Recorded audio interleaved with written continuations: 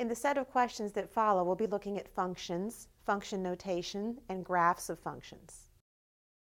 If f of x equals 1/2 x plus 1, find f of 0, f of 1, and f of 2. To find f of 0 simply means to substitute 0 for x and calculate the function value. So we have f of 0 equals 1/2 times 0 plus 1, which is 0 plus 1, or 1. So f of 0 equals 1.